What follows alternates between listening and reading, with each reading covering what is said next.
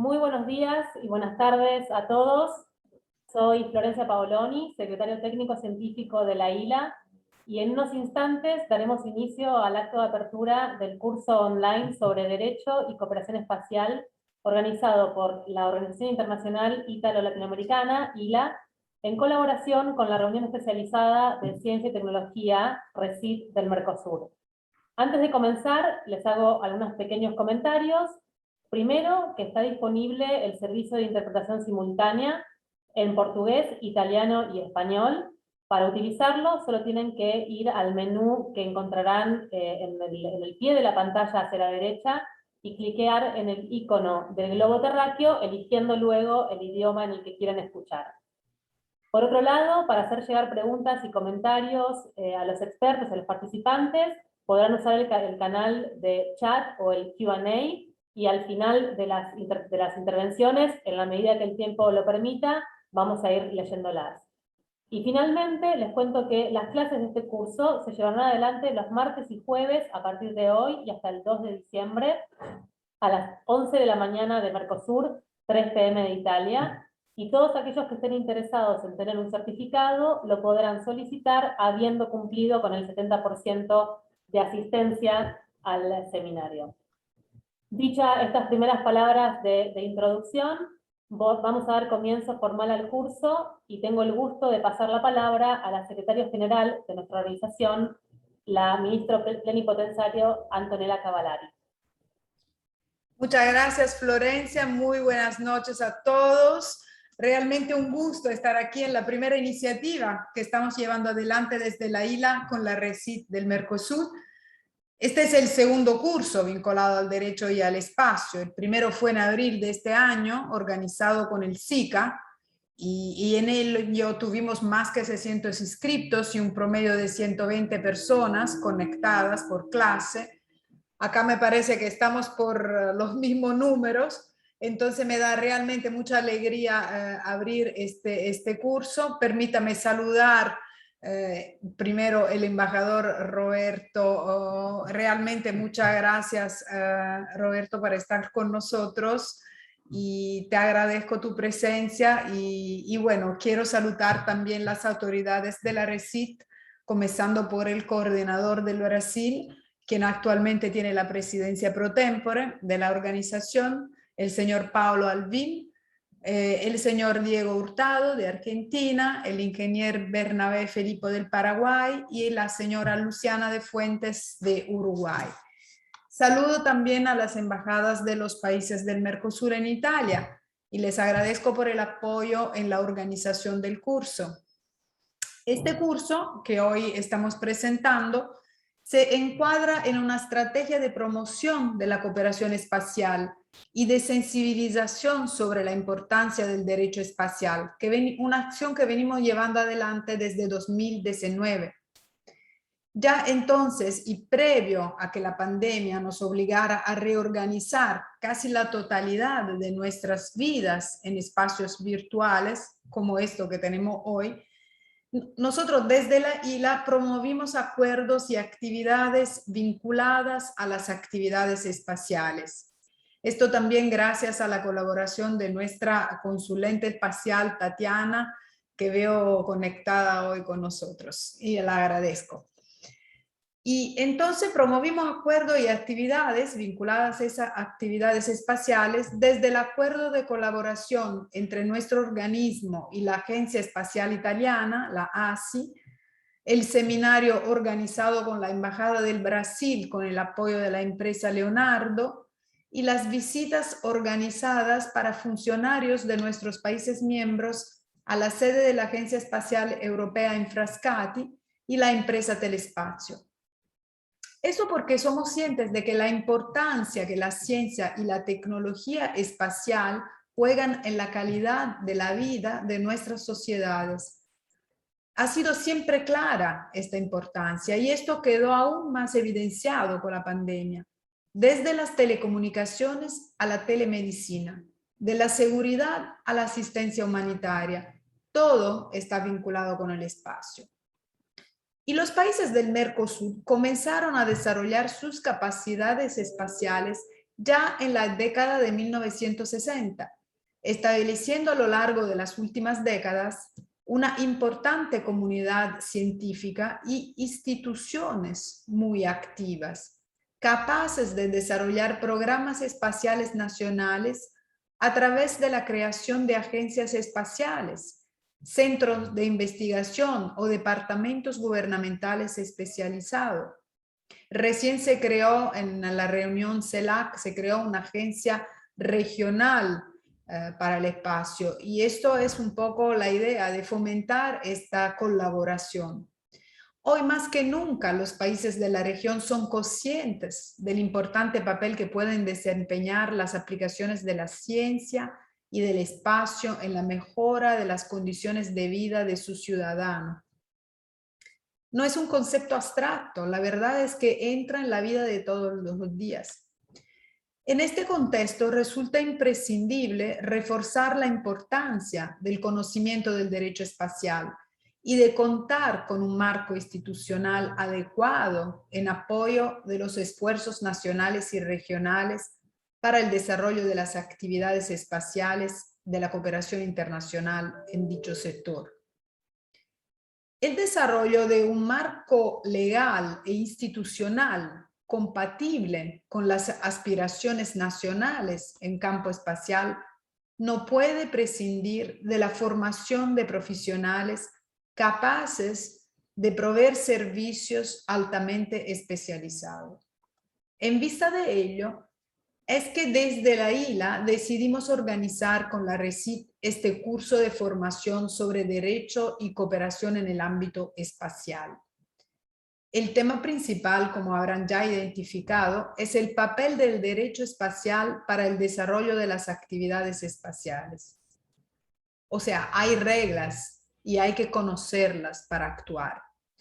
Mediante esta formación, la cual sigue la iniciativa análoga de hace unos meses dirigida a los países del SICA, la ILA apunta al doble objetivo de promover la formación de expertos en legislación espacial en todos los países miembros y apoyar el fortalecimiento de la cooperación internacional y regional en este sector, valorando el aspecto multidisciplinario de las ciencias, las aplicaciones y el derecho en un campo en constante evolución y con un impacto cada vez más relevante en el día a día como el de las actividades espaciales.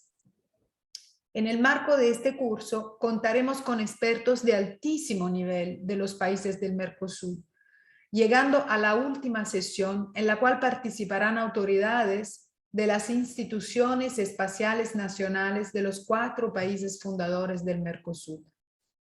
Desde ya le quiero realmente agradecer a todos.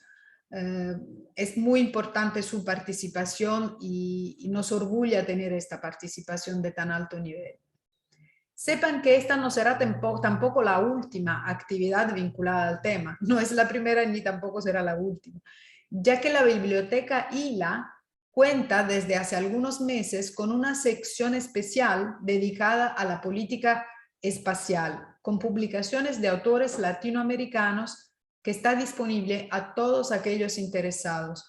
Sabemos que son publicaciones muchas veces muy caras, y la idea es de hacerlas disponibles para los que quieran consultarla. Entonces nuestra biblioteca también está disponible para eso. Y además organizaremos en los primeros meses del 2022 un encuentro presencial en Roma de todas las agencias espaciales o entidades homólogas para quien no tiene una agencia espacial de nuestros países miembros. Esto es algo que me comprometo desde ya a organizar con nuestras valiosísimas secretaria técnico-científica y consulente espacial, con Florencia Paoloni, con Tatiana Viana, gracias a las buenísimas relaciones que tenemos con la Agencia Espacial Italiana y también con la Agencia Espacial Europea. Así que será un momento importante de intercambio de experiencias y contamos realmente con la participación de todos los responsables de las agencias de la región latinoamericana. creo que en los primeros meses, entonces en abril, marzo, abril, algo así, podemos organizarlo.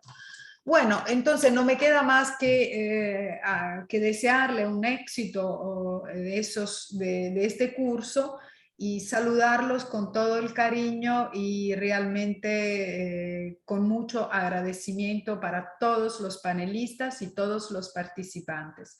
Muchas gracias y hasta pronto. Muchas gracias, secretario general. Ahora vamos a compartir con ustedes un video saludo que nos hizo llegar el subsecretario para Asuntos Exteriores y Cooperación Internacional del Ministerio de Asuntos Exteriores de Italia, el doctor Manlio Di Stefano.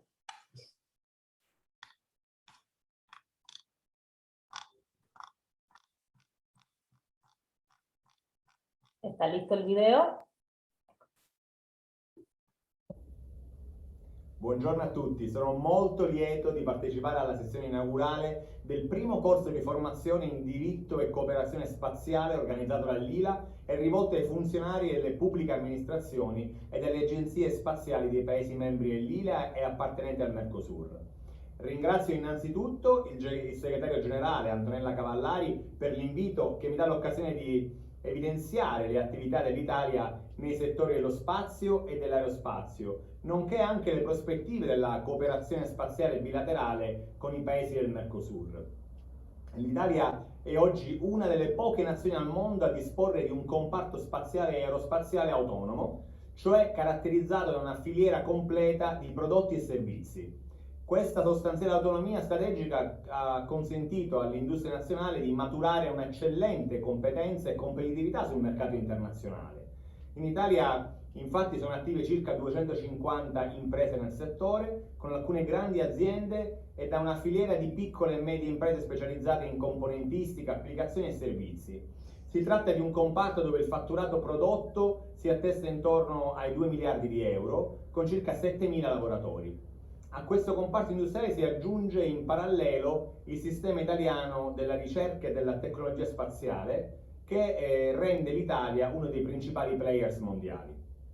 A livello globale l'Italia ha infatti attraverso l'Agenzia Spaziale Italiana un ruolo di primo piano tanto a livello europeo, dove è il terzo paese contributore dell'Agenzia Spaziale Europea, quanto a livello mondiale grazie alla stretta collaborazione con la NASA, con la quale partecipa a molte delle più interessanti missioni scientifiche degli ultimi anni anche a bordo della Stazione Spaziale Internazionale. Questa proiezione internazionale è testimoniata inoltre da numerosi accordi e intese bilaterali firmati dalla nostra Agenzia Spaziale con gli enti omologhi degli altri paesi e dal 2019 anche con l'ILA. Voglio citare in particolare la partnership strategica con gli Stati Uniti d'America, che vedrà il nostro paese prendere parte alla missione Artemis, il più vasto programma spaziale degli ultimi decenni, che si propone di riportare l'umanità sulla Luna e che in futuro potrebbe aprire la strada alla missione esplorativa verso Marte. Da un punto di vista normativo, grazie alla nuova legge spaziale di cui il nostro paese si è dotato, oggi disponiamo di una governance che assicura un costante coordinamento all'interno del Comitato Interministeriale per le politiche dello spazio e dell'aerospazio, il cosiddetto COMINT. Questa struttura coinvolge infatti l'insieme degli attori istituzionali, quindi 10 ministeri, tra cui il MAICI, la Conferenza Stato-Regioni e l'Agenzia Spaziale Italiana, competenti nel settore spazio.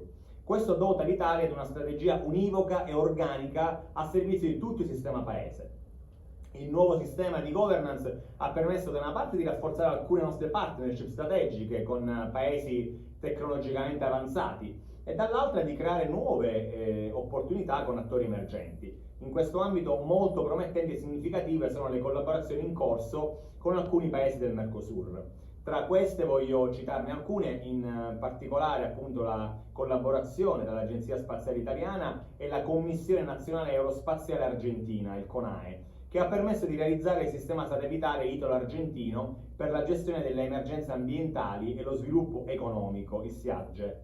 Tale sistema, unico al mondo, vede l'integrazione delle due costellazioni satellitari radar, quella italiana in banda X di Cosmo SkyMed e quella argentina in banda L di SAOCOM, con l'obiettivo di ampliare lo spettro di visione satellitare al fine di monitorare e svolgere azioni di prevenzione in situazioni di emergenza e disastri naturali. Concludo ricordando un importante riconoscimento ottenuto nei giorni scorsi.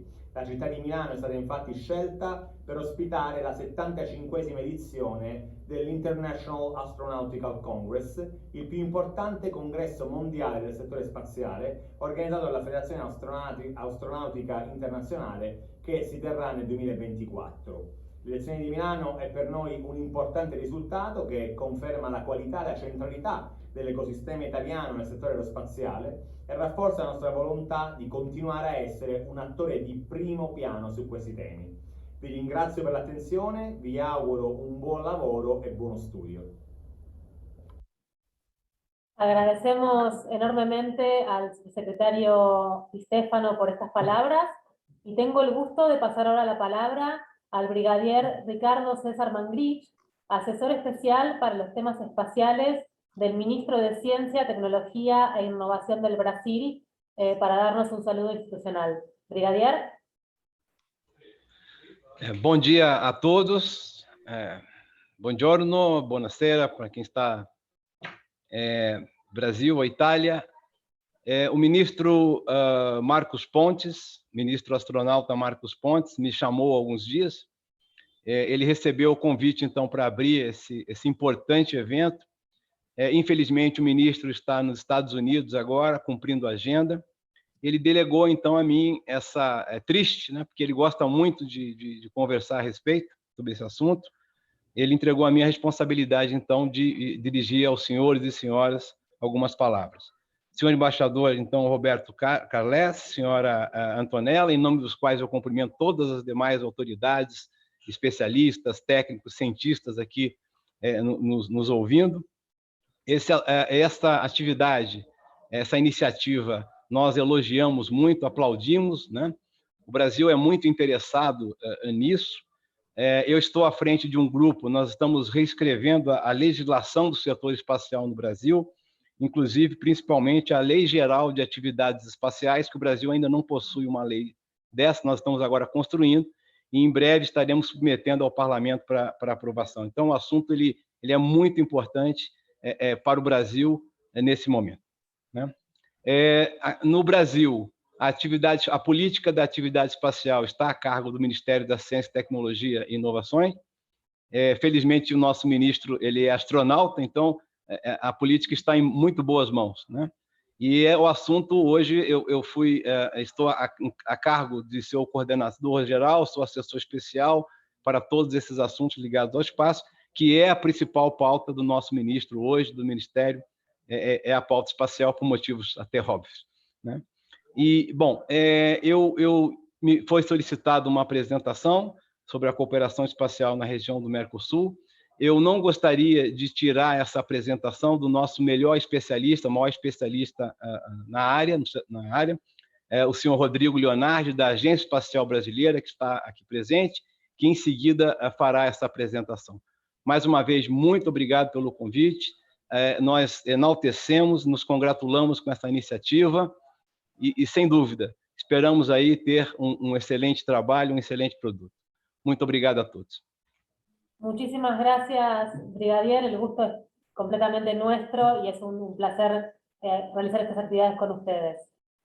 Ahora vamos a tener un momento distinto y bastante particular, ya que desde el momento en que empezamos a planificar este curso, tuvimos en claro que queríamos dedicarlo a quien fue el padre del derecho espacial, fallecido el año pasado, el profesor Aldo Armando Coca, y para esto nos acompañan en este momento el embajador de Argentina en Italia, Roberto Carles, y además la doctora Esquivel, viuda de Coca.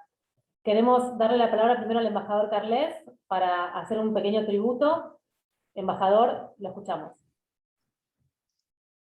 Bueno, muy buenas tardes a todos, a todas, buenos días a quienes están del otro lado del Océano Atlántico. En primer lugar, quiero felicitar a Lila, una vez más, por promover este curso de formación sobre Derecho y Cooperación en el ámbito espacial en esta segunda edición destinada a los países del Mercosur. Los beneficios de la ciencia y la tecnología espacial han quedado demostrados desde el inicio mismo de la conquista del espacio, hace ya más de 6 décadas. Esa exploración ha permitido el impulso, como decía la secretaria general, de las telecomunicaciones, de la telemedicina, pero también de otros campos, sin ir más lejos, el desarrollo de nuevos materiales, materiales que hoy son de uso común para todos nosotros, han sido desarrollados a partir de la exploración espacial. Ahora, también desde entonces, desde el inicio de esta búsqueda que ha hecho la humanidad, de esta expansión, quedó en evidencia la necesidad de dar respuesta a los problemas de orden normativo que planteaba la exploración espacial. Y esto quizá por un defecto profesional propio es la parte que más, no sé si me interesa, pero que más me preocupa. Y sobre todo el desafío de hacerlo dentro de un marco jurídico que promoviera la paz, la cooperación y la solidaridad entre los países, que fue el desafío entonces, hace más de 6 décadas, y sigue siendo el desafío ahora, ya bien entrado el siglo XXI. Así surgió entonces el derecho espacial, que es mucho más que una rama del derecho internacional, y que hoy tiene que enfrentar algunos problemas urgentes, como la cuestión de los desechos espaciales, a la vez que tiene que prepararse para brindar respuesta y una regulación adecuada a algunas de las futuras actividades de explotación económica que van a tener lugar en el espacio, como la minería y el turismo espacial, que garantice esta regulación también la sostenibilidad de estas actividades y que se prevean instituciones y mecanismos eficaces para la resolución de controversias.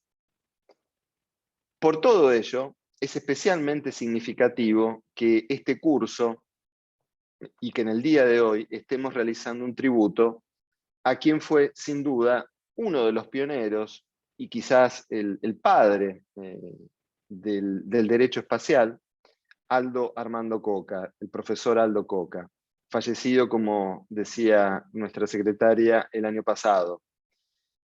Coca fue, como saben, un representante permanente plenipotenciario en las Naciones Unidas, fue profesor de Derecho Espacial en la Universidad de Buenos Aires, la universidad en la que yo también estudié, profesor y doctor honoris causa por la universidad de su provincia, la DOCTA, la Universidad Nacional de Córdoba, fue director del Instituto Internacional de Derecho Espacial, y decía, fue un pionero que ya en 1953 presentó en la Argentina la primera tesis, presentó y defendió la primera tesis doctoral sobre esta materia, incipiente, desconocida, a la que él contribuyó a crear. Y en 1947 fundó el Instituto Argentino de Derecho Aeronáutico y Radioeléctrico. Sería vano y poca cosa realmente enumerar la cantidad de instituciones y de cargos y de premios que recibió el profesor Coca a lo largo de su vida, que son muchísimos. Lo que quiero destacar hoy en este tributo que estamos realizando es el legado que ha hecho.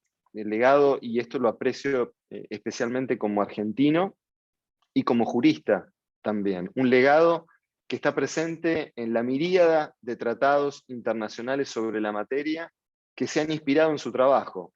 Discusiones en las que él participó activamente desde la primera mitad del siglo XX, cuando la conquista del espacio todavía era una promesa. Coca tuvo la virtud, la enorme virtud, de conciliar una disciplina que muchas veces discutimos si es una ciencia o no. Los juristas, es una discusión que nos gusta dar reiteradamente. Él tuvo la enorme virtud de conciliar el saber de los juristas con la ciencia y de poner este saber muchas veces normativo, dogmático, interpretativo, al servicio del progreso de la humanidad.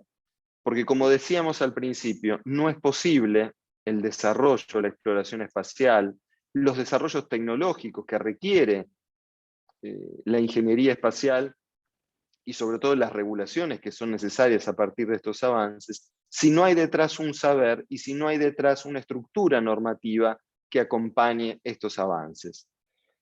Coca dio los elementos para que los argentinos y la humanidad toda tuviéramos la posibilidad de dar esos primeros pasos cuando la conquista espacial, cuando la exploración espacial tuvo inicio. Y hoy tenemos otros desafíos que creo que haríamos muy bien en volver algunas de las enseñanzas de Coca, y sobre todo al espíritu que presidió su labor científica, que fue el principio de humanidad.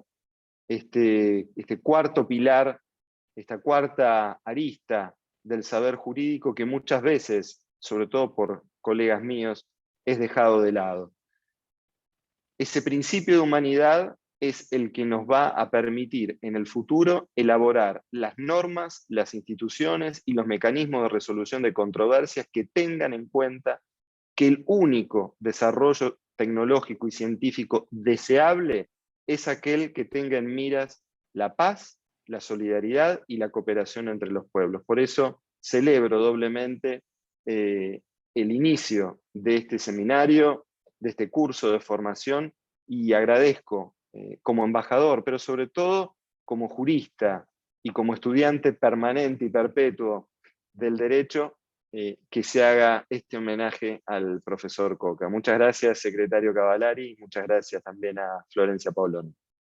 Muchas gracias a usted, embajador, y sin agregar nada más, porque no hace falta agregar nada más, la invito a la doctora María de las Mercedes Esquivel, viuda del profesor Coca, a que nos dirija unas palabras. Muchísimas gracias. Bueno, en nombre de mis hijos y en el mío propio quiero transmitirles mi más cálido agradecimiento por este homenaje a quien fue mi maestro, esposo y padre de nuestros 4 hijos. Y particularmente al embajador Carles, que ha expuesto, no a través de una serie de datos que de pronto pueden estar al alcance de cualquiera, sino que se notó en su exposición el aspecto personal y el hecho de haber manifestado que continúa estudiando el derecho es el lema de los grandes juristas. Así que muchas gracias en particular a usted, embajador. Aldo Armando Coca, además de ser el pionero del derecho del espacio, fue un hombre cabal, honesto, amante de su patria, a la que le dedicó todas sus energías, y un padre ejemplar y un compañero de vida inigualable. Pocos conocieron su faceta personal, aunque sí sus sueños para edificar un derecho del espacio sólido, sin fisuras y con proyección de futuro. Su humor, sano y espontáneo, convertía cada comida familiar en una fiesta. Su capacidad de trabajo, inalcanzable. Una tarea diplomática sutil, por otra parte, permitió que las 2 grandes potencias espaciales de la época aceptaran los términos de su proyecto de Tratado del Espacio y que este fuera finalmente aprobado en 1967, al igual que los otros 4 tratados en vigencia. También recordemos su fecunda obra literaria y de la especialidad, puesto que al derecho sumó la poesía, novelas y cuentos que embelezan al lector. Son muchas las razones para agradecerles hoy sus palabras y fundamentalmente por dejar vivo el espíritu de un hombre que entregado a sus ideales, que se entregó a sus ideales con honestidad y vigor y logró plasmar el derecho del futuro. Muchísimas gracias a todos. Muchísimas gracias a usted, doctora Esquivel. Esperamos dentro de poco tiempo contar también con libros del profesor Coca en nuestra biblioteca. Estamos ya trabajando para que eso sea posible. Sin duda. Finalizado este sentido y merecido tributo al padre del derecho espacial, tengo el gusto ahora de presentar y dar la palabra como presentador especial de este curso de Derecho y Cooperación Internacional, Espacial, al doctor Rodrigo Leonardi, coordinador del sector de satélites y aplicaciones de la Agencia Espacial Brasilera. El doctor Leonardi es máster y doctor en astrofísica, fue uno de los responsables de la gestión y planificación de las operaciones científicas del satélite europeo Planck de la Agencia Espacial Europea, y actualmente es el coordinador de investigación, desarrollo e innovación de la Agencia Espacial Brasilera. Además de un montón de otras cosas que ha hecho y hace el doctor Leonardi, él nos acompañó el pasado 1 de noviembre en nuestra primera participación como ILA en el Festival de Ciencias de Génova, así que le vuelvo a agradecer al doctor Leonardi por su tiempo y su disposición, y le doy ahora a usted la palabra para que haga su presentación. Muchas gracias, Florência. Olá a todos. Eu farei minha apresentação em português. Eu entendo que os colegas que tenham dificuldade em acompanhar no português têm à sua disposição um serviço de tradução. Eu sou Rodrigo Leonardi e eu estou, nesse momento, fazendo essa transmissão da sede da Agência Espacial Brasileira, localizada em Brasília, a nossa capital. Eu vou, nesse momento, compartilhar com os senhores e as senhoras a apresentação que eu tenho para essa aula inicial.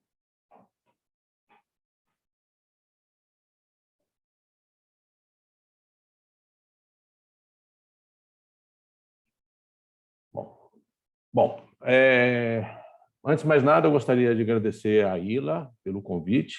É um prazer poder contribuir para essa iniciativa, a esse curso sobre Direito e Cooperação na Atividade Espacial. Eu não sou da área de Direito, eu atualmente trabalho numa agência e o nosso trabalho é organizar as atividades do nosso país. E eu achei que seria uma boa contribuição para o curso a gente trazer uma visão geral das atividades que estão ocorrendo no momento na região da América Latina, com ênfase, obviamente, no Mercosul. Então, eu pretendo, ao longo desta apresentação, compartilhar com todos alguns fatos sobre as atividades espaciais na América Latina. Pretendo ilustrar alguns avanços em tecnologia espacial no continente, com ênfase na região e nos parceiros do Mercosul. Pretendo também discorrer sobre alguns desafios e oportunidades, com o intuito de, digamos, nivelar o conhecimento sobre o desenvolvimento da região da América Latina no setor espacial. Eu sempre acho importante a gente colocar em perspectiva o que acontece na região com aquilo que acontece no mundo. Então, aqui nós temos um mapa dos países que desenvolviam algum tipo de atividade espacial em 1966. Então, estamos falando de uma época um pouco 9 anos após o lançamento do primeiro sistema espacial Sputnik 1 e um pouco antes de que os tratados aí sobre direito espacial começassem a entrar em vigor. Então, a gente vê um mundo com pouquíssimos players e stakeholders desenvolvendo alguma atividade de relevância. Nessa coloração... Leonardi, permítame que lo interrumpa. Necesitaríamos que active la presentación de PowerPoint. La vemos, pero quedó en imagen solamente la primer diapositiva. Ah, sí, ¿y ahora? Lo mismo. ¿No cambia? No, ahora sí, perfecto, gracias, disculpe. ¿Ahora cambia? Sí, ahora sí, perfecto. Vale, así se queda entonces, ¿vale? Bueno, entonces tenía un primer slide. Aqui era apenas recapitulando que vou fazer uma visão geral do que acontece na América Latina, com ênfase nos parceiros do Mercosul. E aqui, então, era o mapa que eu mencionava, onde vocês têm uma visão de quais eram os países que atuavam na área espacial em 1966, quase uma década após o lançamento do Sputnik e um pouco antes que os tratados internacionais começassem a ser discutidos e entrassem em vigor. Como eu mencionei, poucos países atuando na área, ainda num contexto muito dominado por relações entre a então União Soviética e os Estados Unidos. Em laranja clarinho, vocês têm os países que têm satélites próprios, e em laranja mais escuro, países que, além de satélites, dispõem de veículos lançadores, portanto, eles têm acesso ao espaço. Isso estamos falando, então, em 1966. Agora, é a mesma visão atualizada para 2021, o atual ano. O que a gente percebe é que a atividade espacial se tornou uma atividade global. Todos os continentes atuam nesse setor.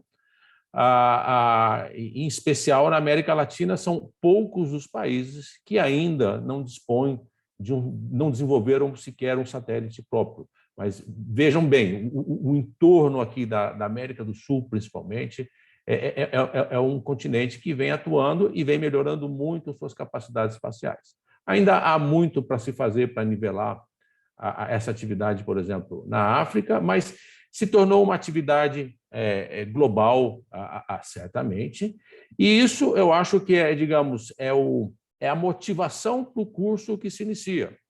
A área espacial, obviamente, ela tem uma complexidade tecnológica inerente à atividade espacial, mas aqui também entram questões diplomáticas, econômicas, de defesa e outras que certamente elas trazem um fator adicional de complexidade. Então, o direito e a cooperação internacional fica claro a sua relevância, a sua importância quando a gente vê um mapa em que praticamente são poucos os países atualmente que não estão desenvolvendo, que já não estão atuando na atividade espacial. E aqueles que ainda não estão atuando, muitos deles já estão se preparando, se planejando para, em algum momento no futuro, em breve, também disporem de seus sistemas próprios.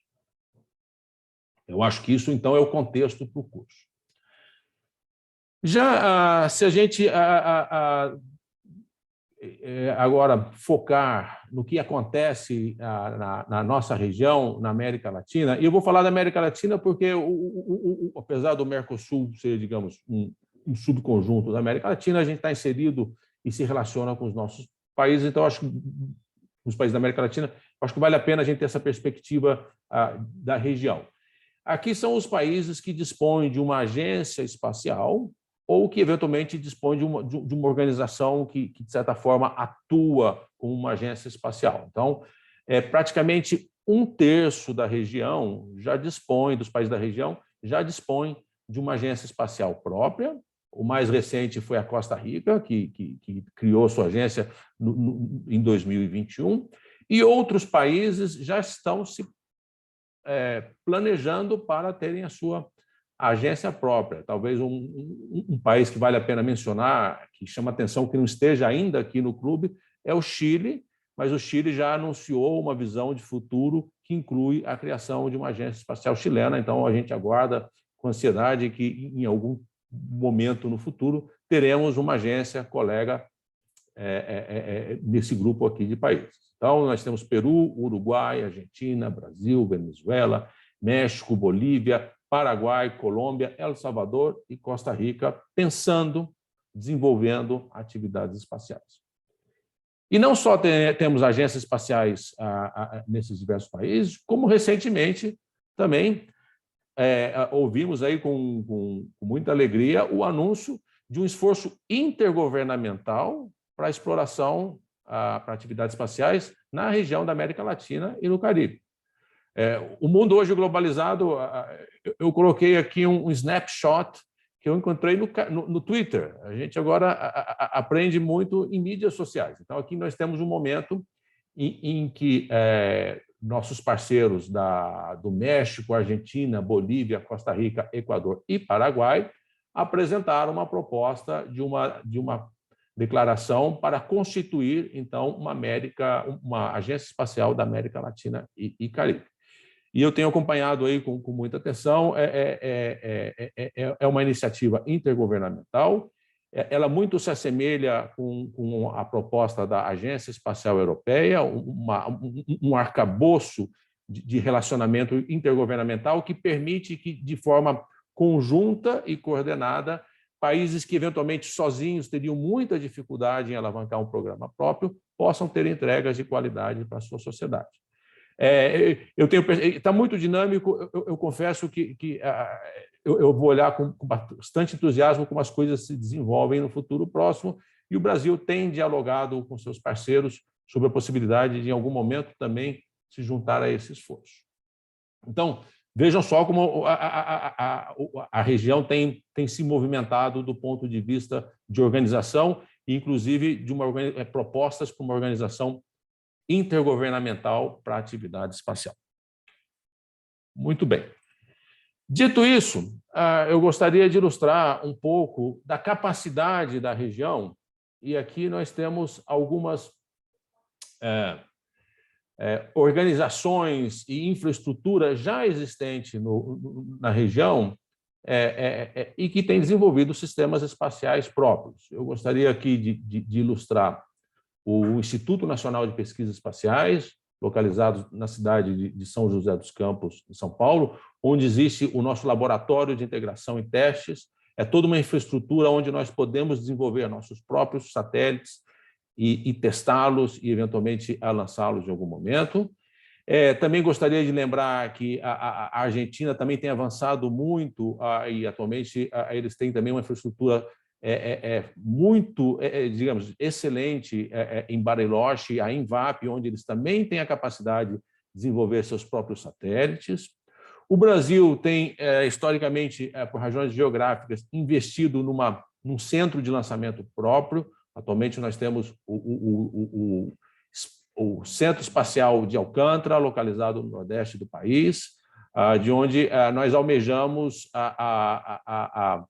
prover lançamentos de satélites no futuro próximo e que nós já operamos para a operação de foguetes suborbitais de forma rotineira há muitos anos. E lembrando que a nossa região não está isolada do mundo, a própria Europa utiliza a América do Sul para acesso ao espaço. Então, nós temos na Guiana Francesa, existe na Guiana Francesa o Spaceport da ESA. Eles operam 3 foguetes, o Ariane, o Vega, que é um foguete italiano, e a própria Soyuz da Roscosmos é lançado de lá. Vocês têm aqui uma foto do Vega na torre de lançamento.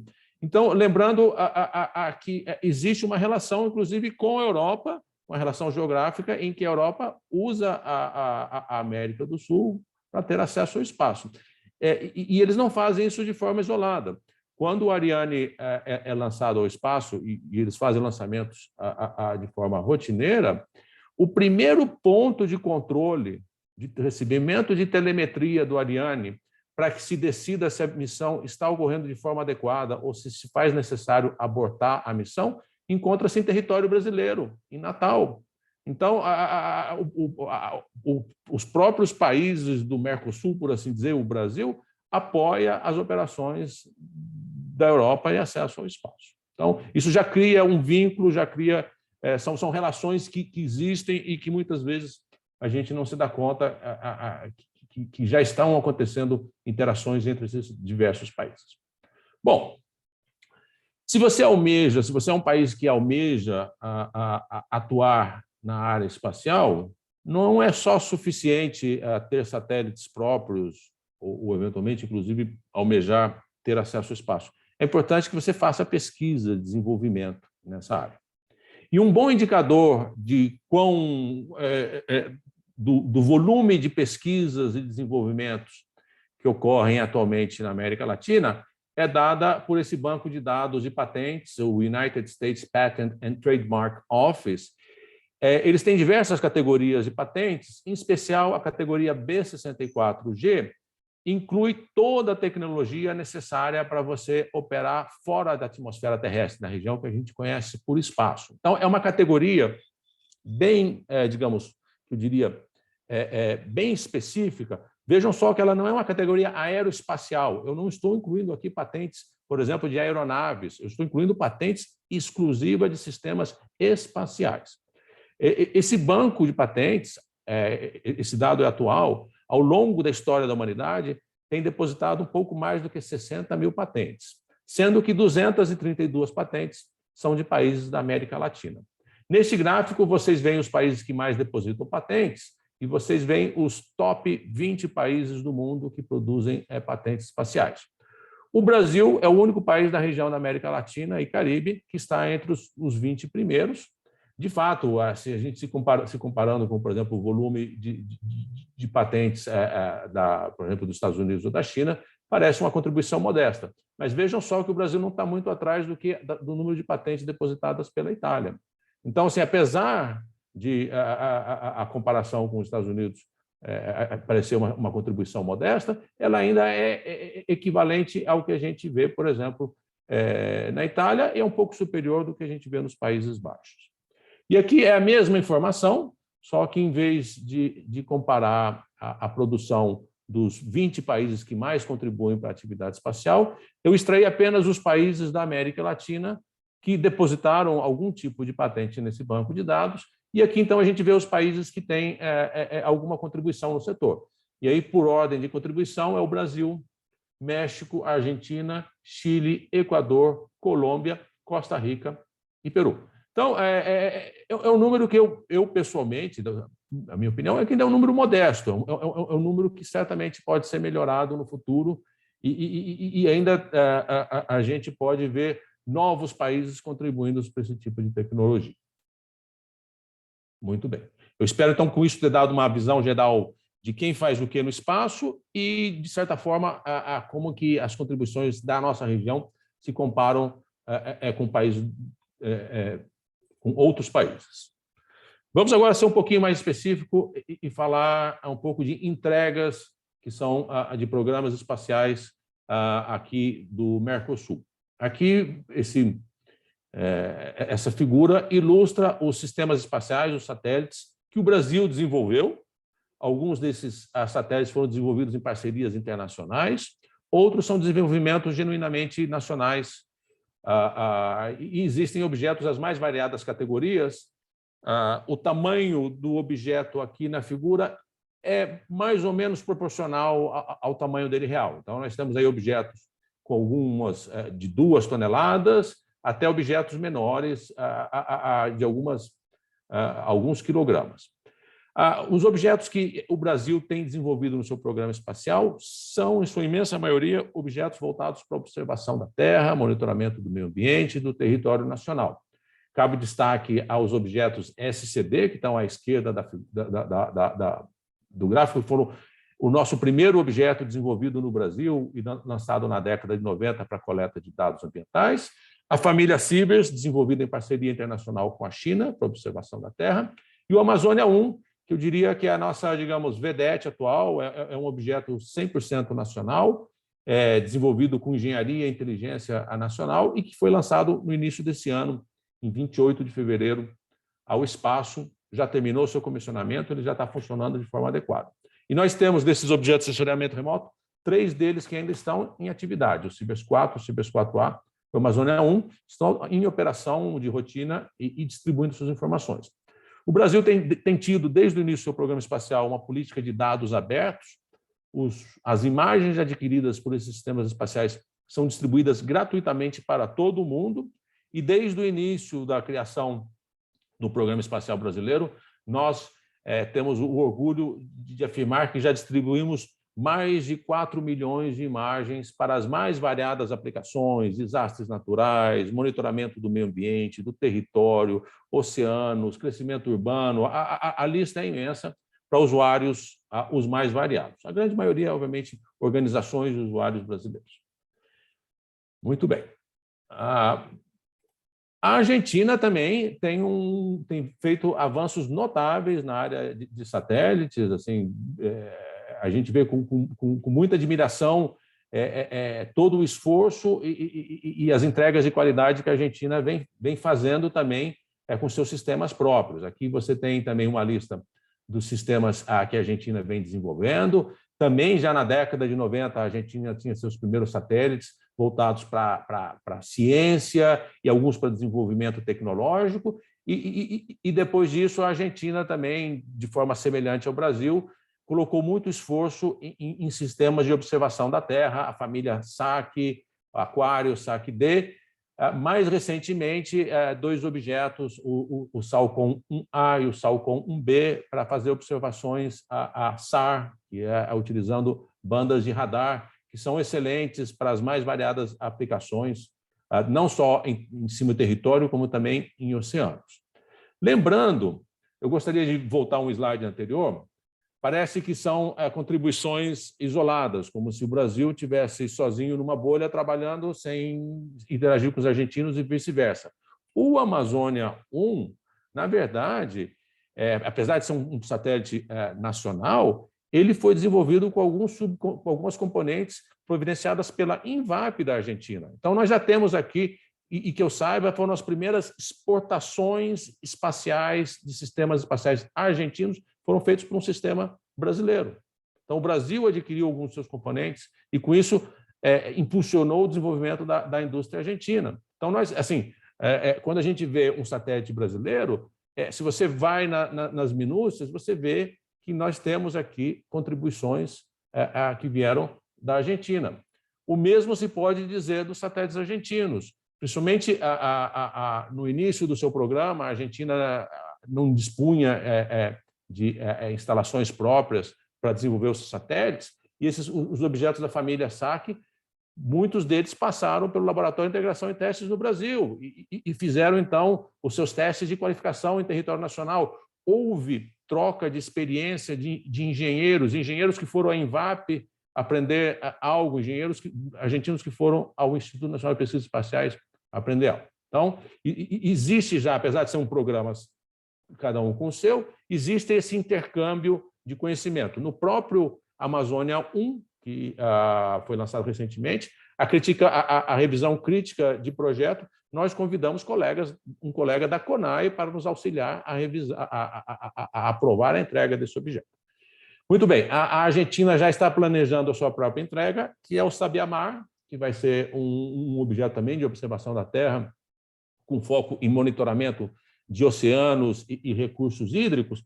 E aqui, eu vou fazer, digamos, o meia-culpa. Aqui, de novo, nós temos um exemplo de que a região tem que fazer mais para impulsionar as suas colaborações. O Sabiamar, ele nasceu como uma ideia conjunta entre Brasil e Argentina para entrega de 2 satélites para observação da Terra, seriam o Sabiamar 1 e 2. Por motivos alheios à nossa vontade, o Brasil ainda não conseguiu viabilizar a sua entrega. Então, a Argentina está avançando com a sua contribuição para o projeto e o Brasil, digamos, não avançou muito nesse quesito. Então, só por aqui nós temos aqui um item que, inclusive, numa reunião recente entre Brasil e Argentina, foi debatido, porque é uma questão sensível aí de uma cooperação Brasil-Argentina que ainda não conseguiu se materializar. Então, apesar dos avanços na área espacial, a própria região ainda tem que melhorar mais a maneira como nós trabalhamos e fazemos cooperação internacional dentro da nossa região. Às vezes tem sido mais fácil viabilizar parcerias fora da região. A própria Argentina tem parceiros com a NASA, a Itália contribuiu para muitos dos objetos do SAC, a França também, e às vezes tem sido mais difícil uma aproximação dentro da região. Eu faço isso não como uma crítica, apenas como uma constatação. Já que a gente já está pensando em cooperação internacional, a gente vê que não é tão simples como, eventualmente, a gente pode imaginar. Bom, então, apenas para ilustrar um feito recente da região, aqui nós temos umas fotos do Amazônia 1, completamente integrado dentro da coifa do veículo lançador que foi utilizado, o PSLV. Ele foi lançado em parceria com a ISRO, da Índia. Eu tive o privilégio de estar lá pessoalmente acompanhando as operações de lançamento. E ele, como eu falei, então, digamos, é o nosso primeiro satélite completamente desenhado, integrado, testado e operado pelo Brasil. Quando a gente fala 100% nacional, as pessoas sempre me perguntam o que significa isso. Não significa que cada componente ou parafuso no sistema seja desenvolvido no Brasil. Não é isso. Significa que a inteligência, o know-how, saber projetar, desenvolver, testar e operar o sistema é brasileiro. É nesse sentido que a gente imagina que é um sistema nacional. E como eu mencionei, ele também foi digamos, um milestone para a Argentina, porque a INVAP forneceu alguns dos subcomponentes desse sistema. Muito bem. Aqui você já tem, ele foi lançado em fevereiro, e aqui você já tem uma imagem adquirida pelo Amazônia 1. É uma imagem do Lago de Sobradinho, ele fica localizado na Bahia, é um dos maiores lagos artificiais do mundo, e ele é responsável por cerca de 60% da capacidade hidroelétrica da região Nordeste. Então, aqui você tem várias questões, recursos hídricos, monitoramento ambiental e também infraestrutura nacional. Isso aqui, essa imagem não está sendo analisada, ela é só para mostrar, é uma imagem bonita que precisa ser analisada, mas eu acho que todos reconhecem a importância de um país poder monitorar o seu próprio território utilizando um sistema espacial desenvolvido por ele e operado por ele. Então, eu acho que isso aqui agrega muito valor ao programa espacial do nosso país e da região. Além de questões voltadas para a observação da Terra, uma atividade que é essencial, inclusive já tem modelos de negócio mais, como se diz, sustentáveis, é a área de telecomunicações. E aqui nós temos um outro sistema, que é o Satélite Geoestacionário de Defesa e Comunicações, que é o SGDC, que ele foi desenvolvido para prover o governo brasileiro de um sistema próprio para comunicações governamentais, além de prover serviços de banda larga para todo o território nacional. O território nacional brasileiro é imenso. Algumas regiões são muito remotas, em áreas isoladas, com difícil acesso à internet, e o SGDC, então, nos auxiliou a levar a banda larga para as regiões mais remotas do nosso país, na Amazônia. Mais de 12 mil escolas públicas atualmente recebem sinal de banda larga pelo SGDC. E mais do que isso, esse daqui é um exemplo de um projeto que só foi possível graças a uma parceria internacional. No caso, a empresa foi a Thales Alenia, que é uma empresa franco-italiana. Portanto, aqui já temos mais um exemplo de uma relação entre o Brasil, por exemplo, e a Itália. Além de todo o arcabouço de você desenvolver o sistema espacial e operá-lo, junto com esse programa, nós fizemos uma iniciativa de transferência de tecnologia, onde foi feito, então, um contrato para transferência de tecnologia de sistemas de potência, controle térmico, desenvolvimento de câmeras e cargas úteis, microeletrônica, da indústria franco-italiana para a indústria brasileira. Foram 6 contratos, 5 já foram encerrados com sucesso e nós ainda temos um em andamento. Então, além do satélite, quando você vê um satélite, ele é só a ponta do iceberg. Existem diversas outras atividades, não só de tecnologia, como também econômicas por trás desses sistemas. Bom, obviamente, eu ilustrei com esses satélites brasileiros, por serem os objetos que eu estou mais familiarizado devido ao meu trabalho aqui na agência. Lembrando que, além do Brasil e da Argentina, no nosso entorno, nós temos outros países que também estão fazendo o seu dever de casa e atuando na área espacial. Gostaria de mencionar aqui alguns exemplos, sem nenhuma intenção de fazer uma lista exaustiva. O PeruSat, operado pela Agência Espacial Peruana, CONIDA, foi lançado em 2016. Aqui, o PeruSat, eu visitei o Peru em uma ocasião, pude conversar com os colegas da CONIDA, eles me explicaram algo muito importante.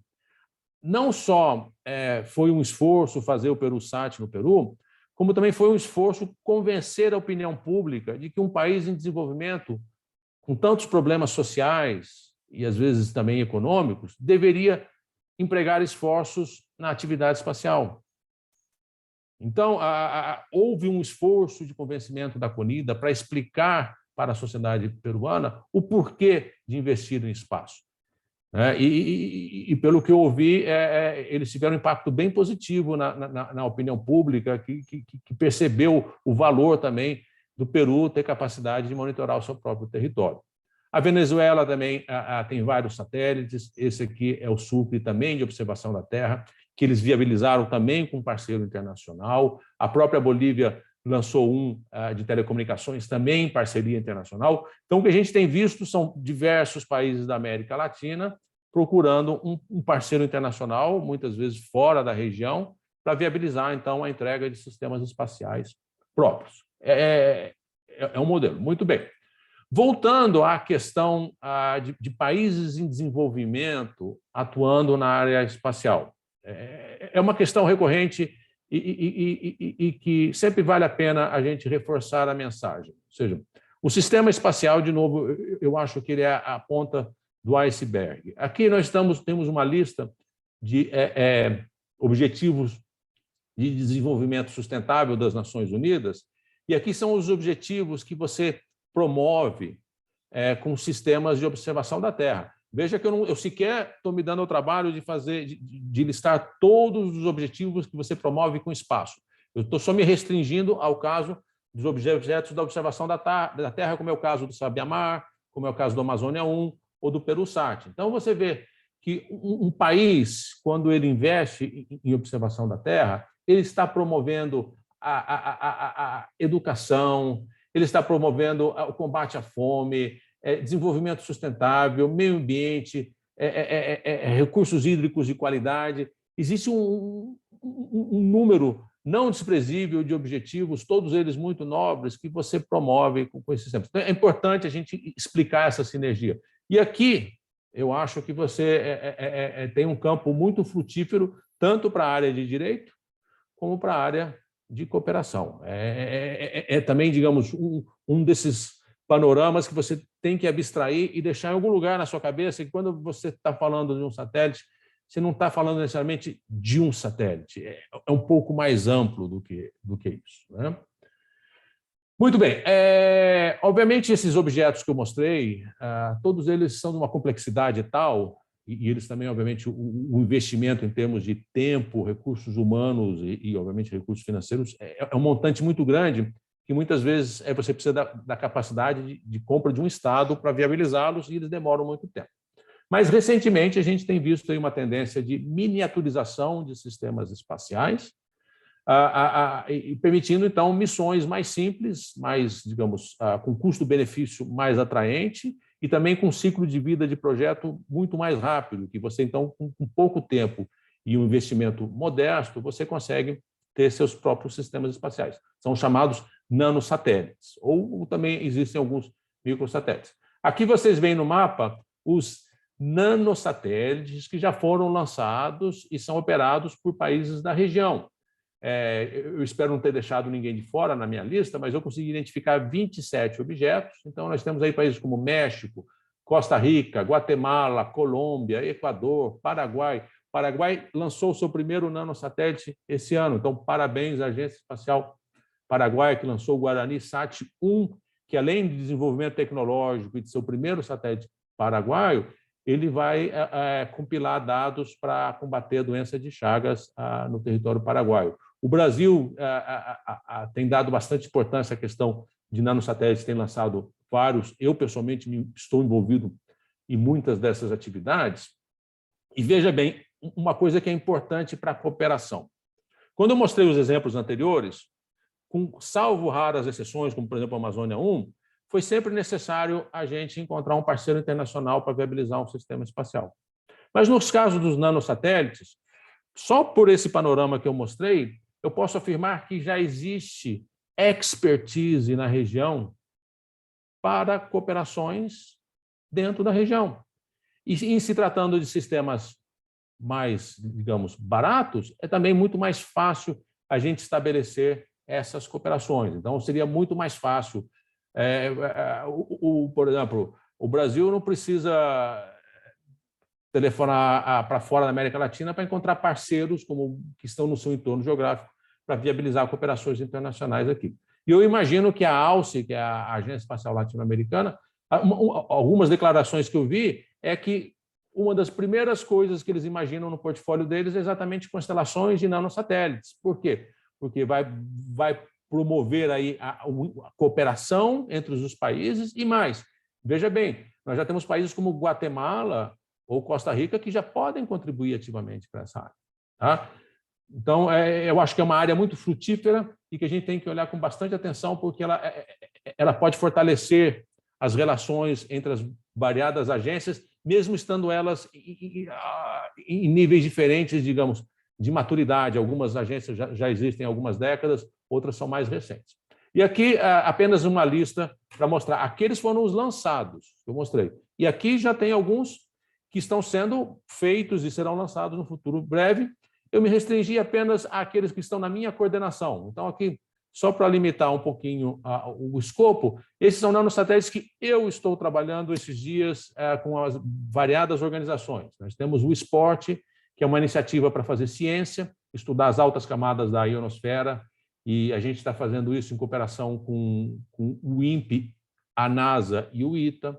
O NanoMirax, que vai ser um satélite brasileiro para aplicações científicas em astronomia de raio-x para observação de eventos energéticos no universo. O VCube, que é uma iniciativa da indústria nacional brasileira, é uma parceria da Visiona, que é uma joint venture da Embraer, da Telebrás e o Instituto Senai, para fazer monitoramento do território com aplicações para agricultura de precisão. Não existe recurso público nesse satélite, é a nossa indústria, nós damos um apoio institucional, mas é muito bom a gente ver a indústria e a iniciativa privada pensando em modelos de negócios sustentáveis para a atividade espacial. Na parte inferior, nós temos várias iniciativas que a gente faz com academia e universidades. Muitas delas são para desenvolvimento tecnológico e capacitação dos nossos engenheiros. A missão Aldebaran é feita na Universidade Federal do Maranhão para comunicação. O Floripa Sat 2 é para observação, monitoramento do meio ambiente. O PDQ-Sat para desenvolvimento tecnológico.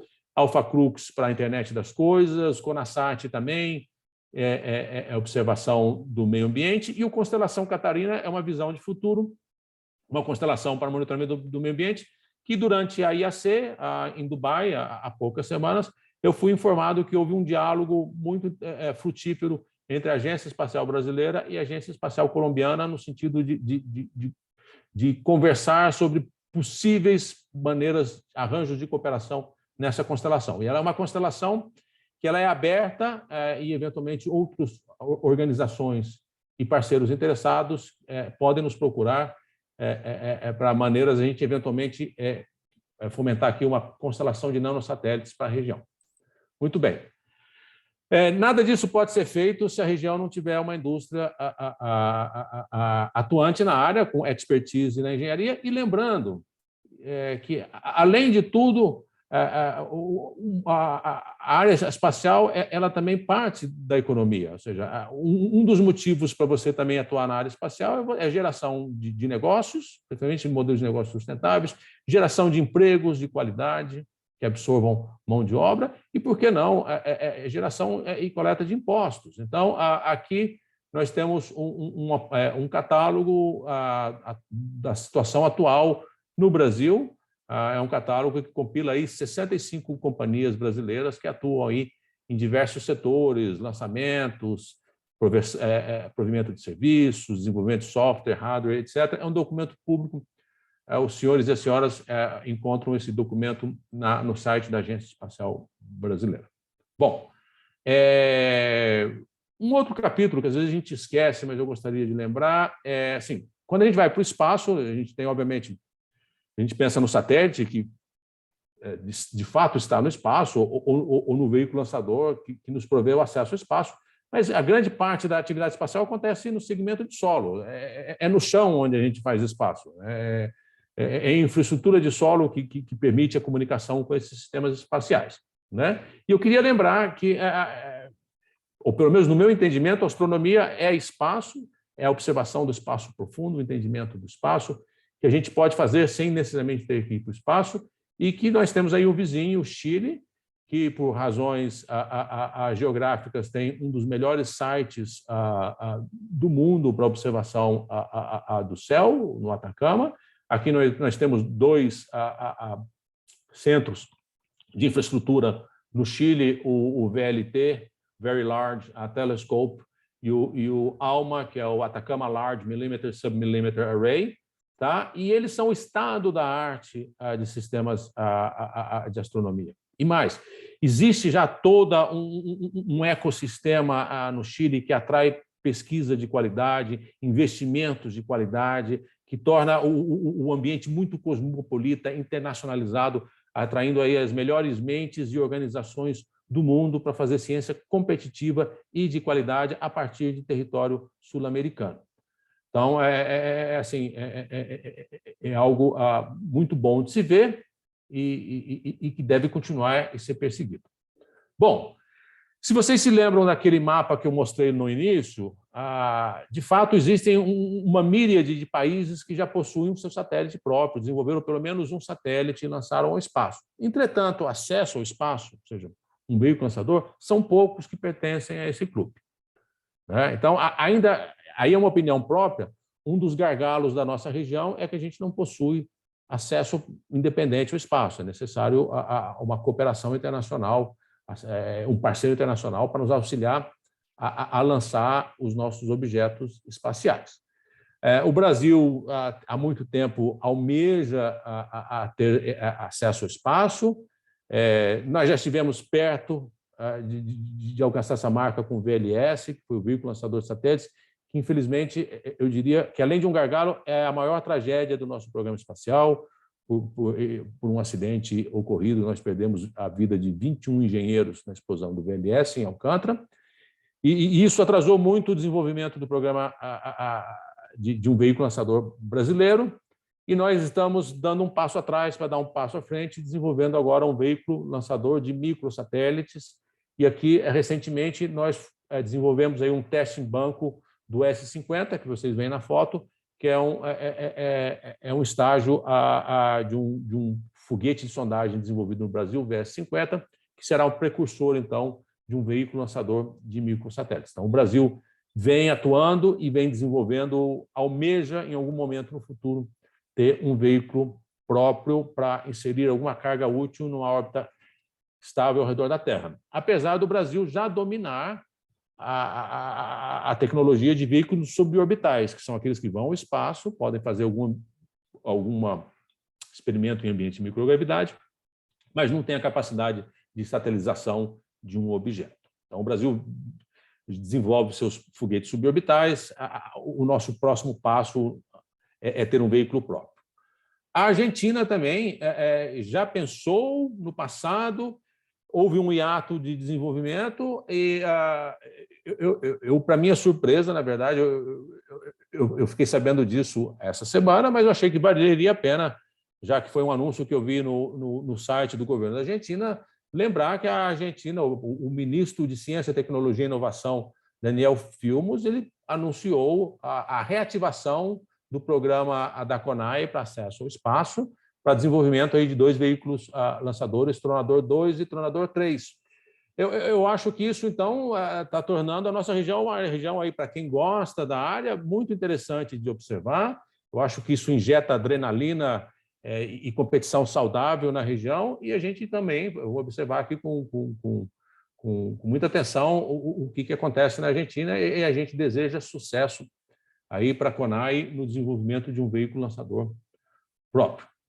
Bom, tudo isso não serve de nada se no futuro nós não tivermos gerações de cientistas e engenheiros que possam tocar os nossos programas espaciais. Então, a capacity building, né, desenvolvimento de competências, é sempre um item que eu acho que todos devem ter em mente como algo muito importante, e é uma atividade contínua. A gente nunca vai poder parar de investir nos mais jovens para que no futuro eles desenvolvam a região.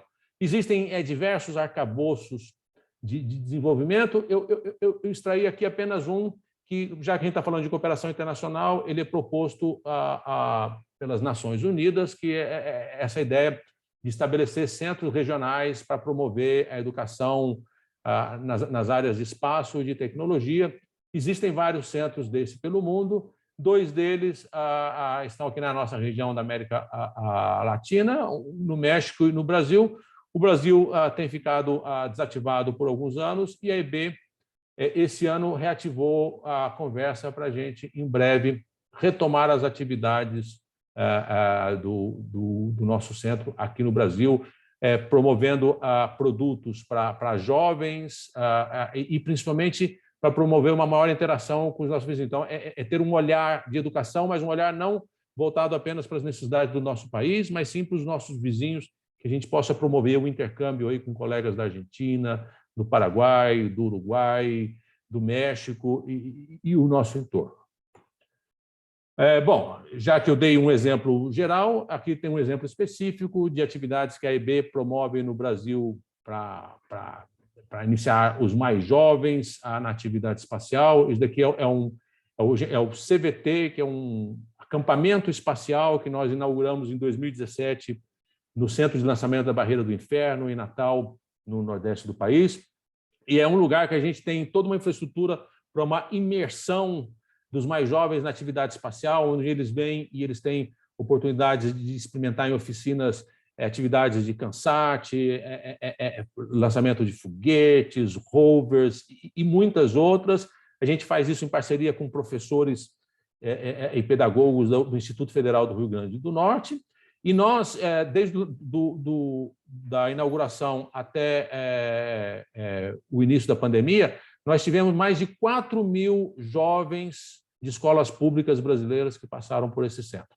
E alguns, inclusive, tiveram a oportunidade de desenvolver trabalho e serem selecionados para congressos internacionais. Uma das nossas alunas do centro participou do Congresso de Pequenos Satélites em Buenos Aires, que aconteceu recentemente, e o pôster dela foi agraciado como o melhor pôster. Então, assim, é uma oportunidade aí da gente abrir as portas e motivar os mais jovens. Certamente, se a gente reativar o nosso centro das Nações Unidas, a gente vai a promover atividades nesses centros. Muito bem, estou chegando quase ao término da minha apresentação. Tudo que eu falei eu acho que mostra um esforço da América Latina como um todo em nivelar e consolidar as atividades espaciais na região. Muito ainda tem que ser feito.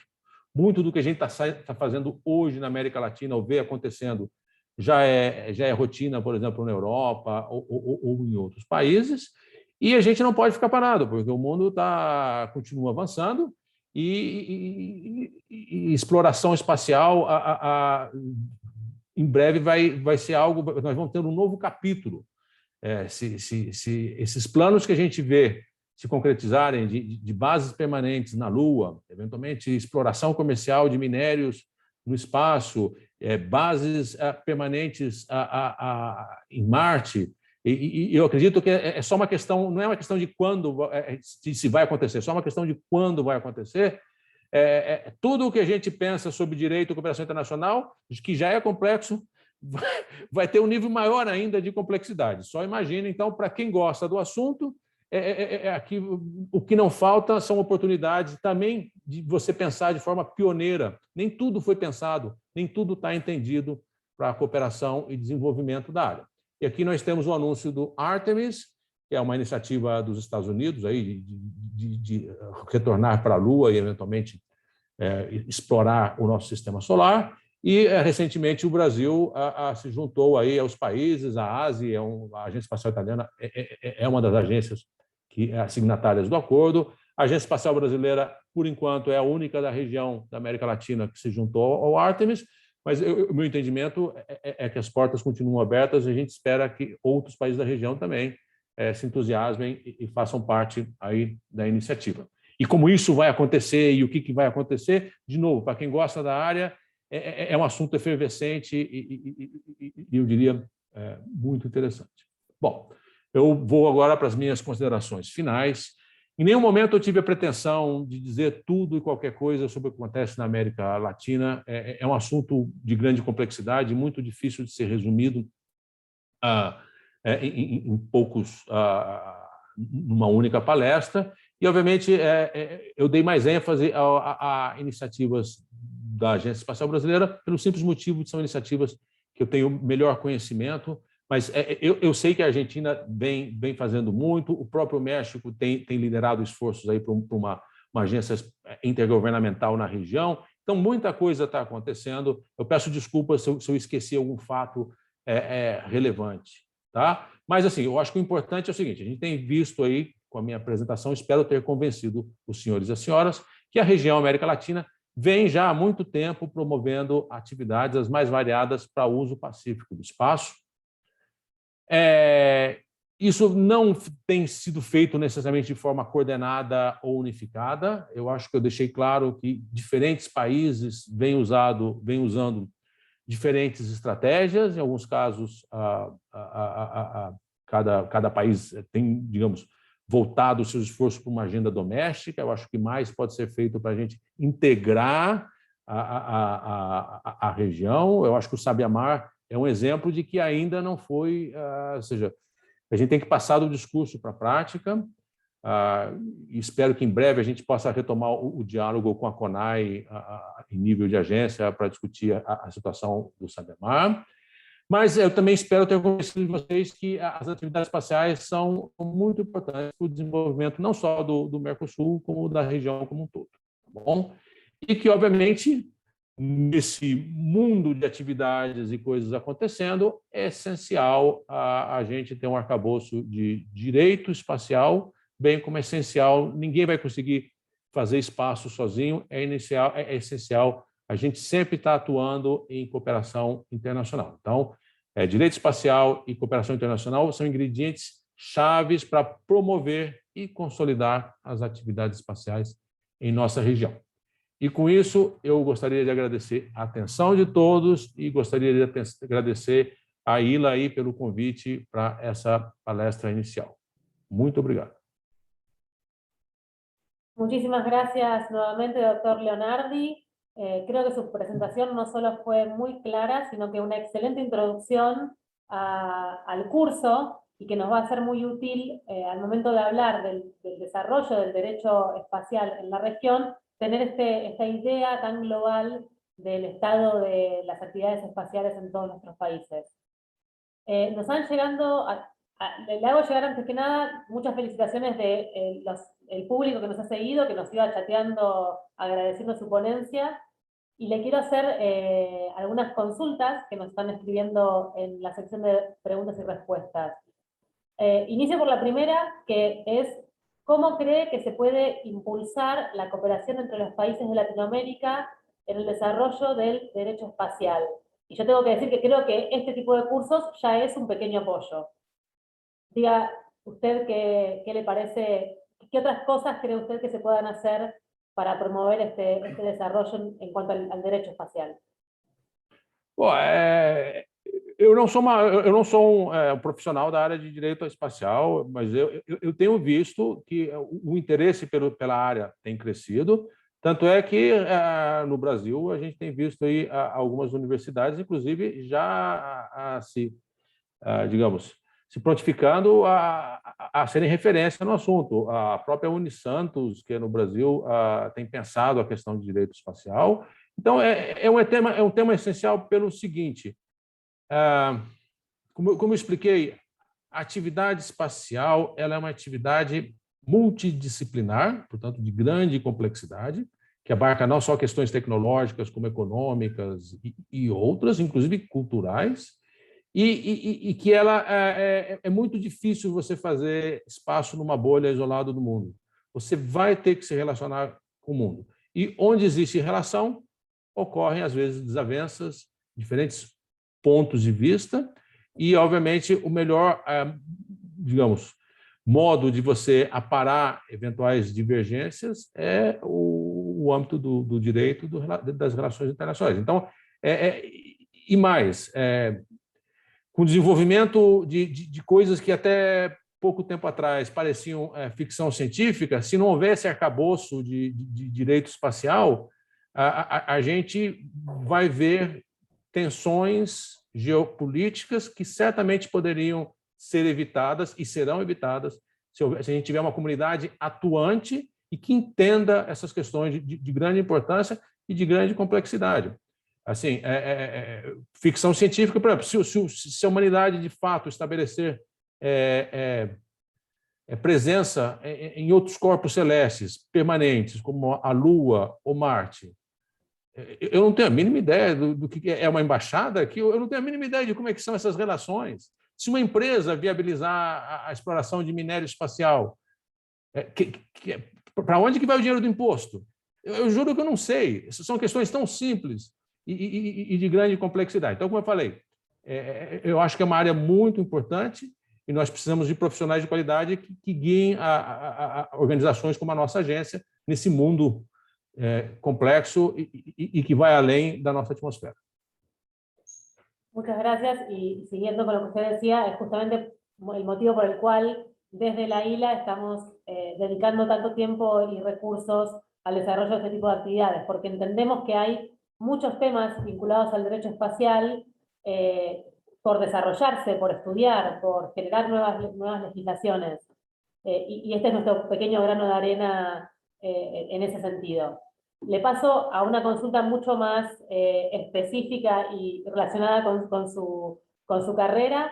Diego Strack pregunta, ¿qué opinión tiene usted sobre los lanzamientos de los satélites Starlink y sus consecuencias para la astronomía? O tema é uma pergunta muito importante. Antes de responder a pergunta, vamos colocar em contexto. O primeiro satélite lançado pela humanidade foi o Sputnik, em 1957. De lá até hoje, como humanidade, não estou pensando em nenhum país em concreto, a humanidade já colocou um pouco mais de 11 mil objetos ao espaço. A maior parte deles viraram detrito espacial ou reentraram na atmosfera. Os 2 ou 3 mil devem estar operacionais hoje. Então, isso é o que a humanidade fez ao longo de 6 décadas de atividade espacial. Então, é um número aí da ordem de 10 mil objetos espaciais lançados em 6 décadas. Isso é importante ter esse número na cabeça. Agora a gente está vendo a iniciativa privada anunciando constelações que, em alguns casos, a gente está falando de algumas dezenas de milhares de objetos. Então, existem constelações que eu tenho visto propostas que chegam a 30 mil objetos sendo lançados no espaço. Então, só uma constelação dessa propõe mais satélites do que tudo aquilo que a humanidade fez ao longo das últimas 6 décadas. Então, certamente a gente vai ter uma questão de detritos espaciais, que já é séria. Essa questão de detritos espaciais só tende a se agravar no futuro próximo, caso essas constelações venham a concretizar suas visões mais ambiciosas. Então, para quem perguntou da importância de direito espacial, essa questão de detritos espaciais e ocupação de órbitas e tudo, já é um tema que vale várias teses. Muito bem. Além disso, nós estamos entrando numa era em que, pela primeira vez, os astrônomos nos indicam que esses objetos estão atrapalhando sua pesquisa. Então, quando a gente fala que, por exemplo, o Atacama é um centro, é uma região fantástica para a astronomia, é porque a alta altitude, é um lugar muito seco, portanto, a atmosfera ali permite observações de melhor qualidade. Mesmo tendo os melhores objetos, os melhores telescópios no Atacama, se você tiver uma poluição de satélites ali em cima, você vai ter uma complicação. Então, e como resolver isso? Eu acho que é uma questão também aberta que eu jogo aí para as pessoas que estão pensando direito espacial. Por quê? Porque você vê que a visão de futuro de uma comunidade, que são investidores privados, que estão pensando numa internet das coisas, esse pessoal já está pensando no 6.0, não estão pensando nem no 5.0, já estão lá no 6.0. E estão pensando num futuro a longo prazo, está interferindo em outra comunidade, que também é uma comunidade internacional, que faz ciência de qualidade, que faz astronomia, que também tem seus interesses, seus investimentos, gera seus empregos. Como é que a gente vai resolver essas desavenças? Eu acho que é mais um tema que é do âmbito do direito espacial, que é do âmbito aqui da cooperação internacional. Então, eu não tenho a resposta ao assunto, mas certamente algum compromisso tem que ser feito, em que você consiga um equilíbrio entre o atendimento de ambas as partes. É muito difícil você conceder que só uma parte é atendida e a outra, obviamente, não vê seus interesses sendo considerados.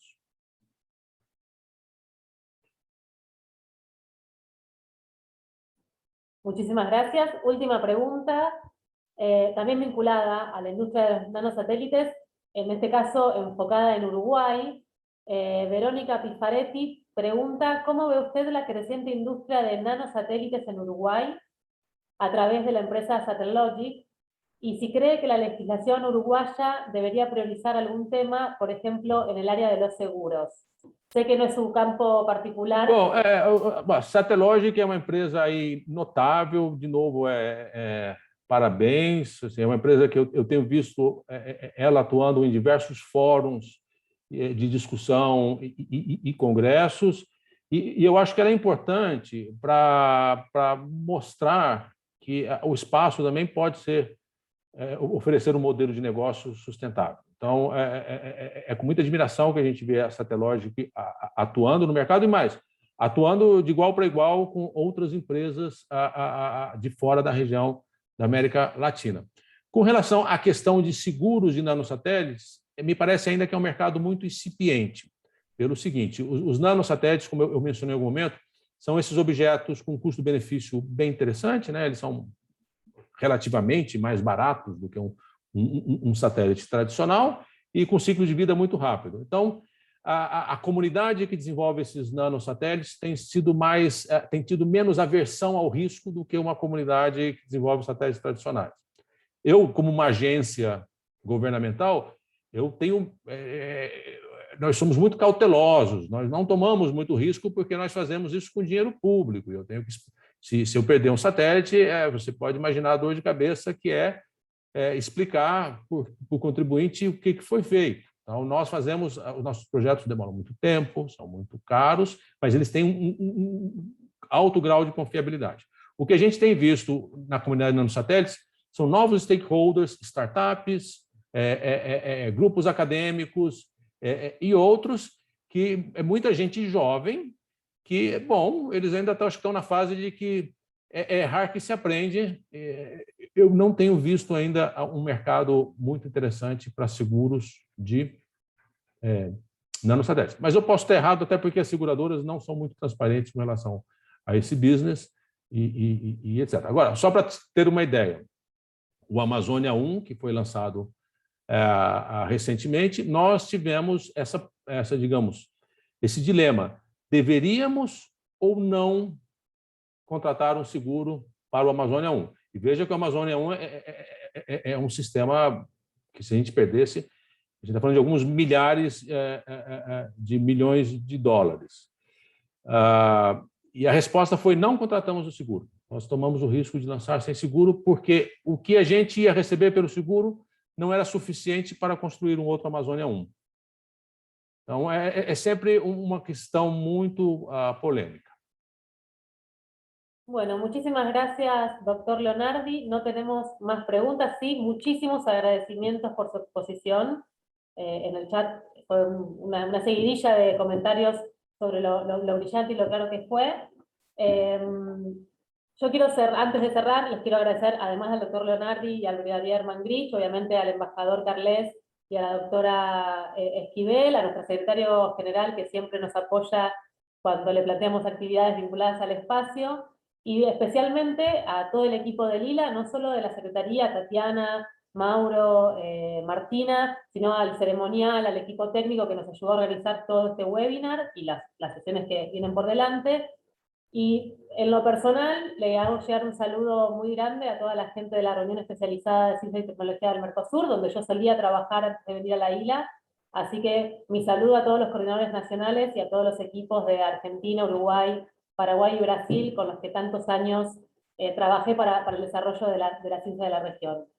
Dicho esto, los esperamos a todos el jueves 11 de noviembre a las 11 de la mañana de Mercosur, 3 de la tarde de Italia, para hablar sobre la introducción al derecho del espacio y al derecho del espacio frente al actual desarrollo de las actividades espaciales, con una presentación del profesor Olavo Bittencourt de la Universidad Católica de Santos. Para cualquier consulta o cualquier duda, nos pueden escribir a s.tecnicocientífica@iila.org y los esperamos el jueves próximo. Muchísimas gracias a todos. Buenas tardes. Gracias. Hasta luego. Saludos.